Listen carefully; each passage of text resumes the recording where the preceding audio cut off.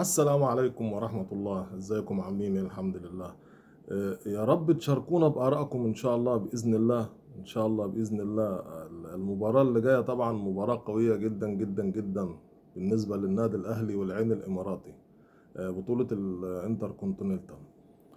ربنا يوفق الجميع إن شاء الله بإذن الله. آه، الأهلي ملم بكل الطرق وكل الطرق التكتيكية والجماعية بتاع العين الإماراتي بإذن الله. تمام. وطبعا رحيمي ولابا كوجو.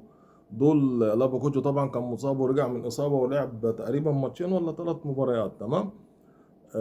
ورحيمي بسم الله ما شاء الله جاهز الحمد لله رب العالمين. ان شاء الله بنتمنى لكل اللعيبه ان شاء الله الجاهزيه التامه ان شاء الله، اذا كان العين ولا الاهلي ولا كل اللعيبه باذن الله، كل اللعيبه وكل الفرق ان شاء الله باذن الله. ان شاء الله ربنا يوفق النادي الاهلي ان شاء الله. لازم يكسبوا طبعا، المباراه صعبه عشان مباراه واحده، فالاهلي لازم يكسب.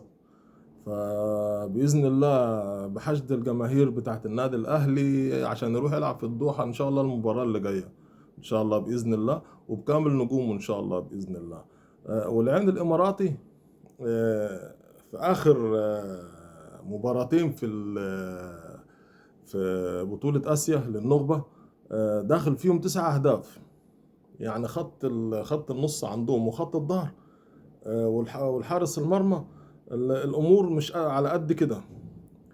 بس هم هيجوا طبعا، هيظبطوا نفسهم، هيسيستموا نفسهم طبعا، ومع كده ومع الكلام ده كله هيهاجم. لازم يهاجم عشان هو كمان عايز يكسب. بس في خط الظهر عنده، احنا طبعا عندنا النادي الاهلي الحمد لله، الاطراف والفرود وسام والاطراف بتاعتنا الحمد لله هيشتغلوا عليهم كويس جدا ان شاء الله. لو الاهلي باذن الله الهجمات المرتده، يعني لو هو كده على كده كولر بيخلي الاهلي ينزل تحت الكوره.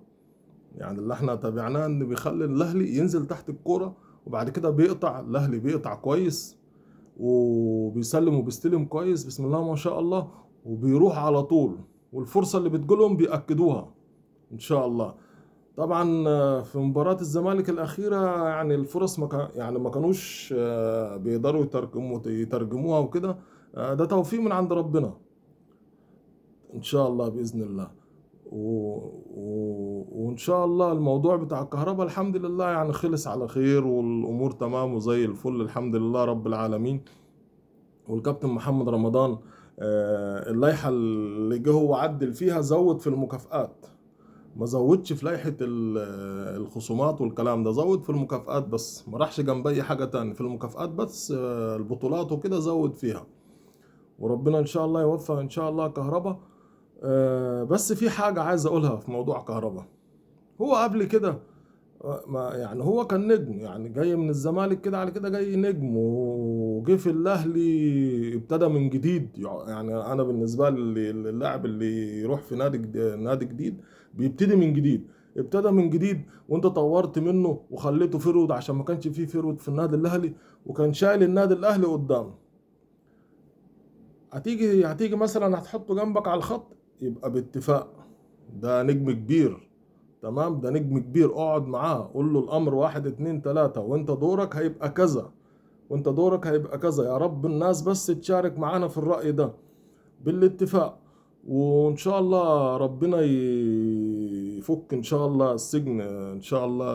اللعيبه لعيبه نادي الزمالك ومدير الكوره كابتن عبد الواحد السيد، دونجا وشلب، ان شاء الله ربنا يفك ان شاء الله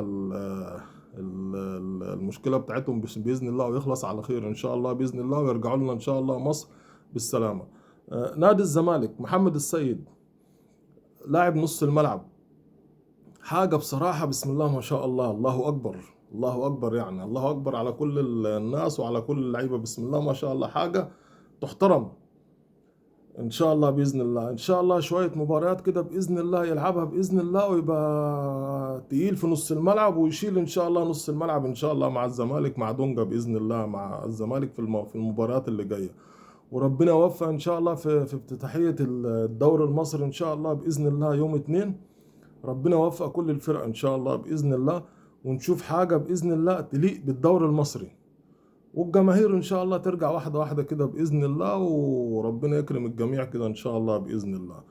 مستنين ارائكم ان شاء الله باذن الله. لايك وشير وسبسكرايب، وان شاء الله باذن الله عايزين نوصل القناة دي لاعلى حاجة باذن الله، باذن الله بيكم ان شاء الله، بيكم بالجمهور ان شاء الله باذن الله. السلام عليكم ورحمة الله.